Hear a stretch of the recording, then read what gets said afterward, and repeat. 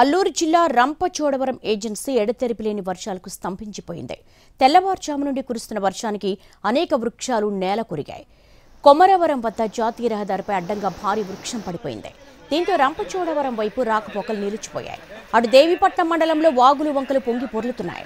ఇందుకూరుపేట పోచమ్మగండి వైపు వెళ్లే రహదారిపై పెద్దగా కాలువలు ఉధృతంగా ప్రవహించడంతో రాకపోకలకు అంతరాయం ఏర్పడింది. గోకవరం కొండ కాలువ ఉధృతంగా ప్రవహిస్తూ ఉండడంతో ప్రజలు ఇబ్బంది పడుతున్నారు. నెల్లిపూడి ఊర కాలువ వద్ద బైక్తో పాటు ఒక యువకుడు గల్లంతైనట్టుగా తెలుస్తోంది.